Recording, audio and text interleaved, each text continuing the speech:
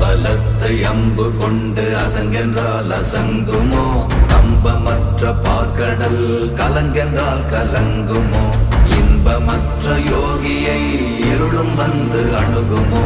செம்பொன்னம்பலத்துளே தெளிந்ததே சிவாயமே. ஓம் நமச்சிவாய ஓம்.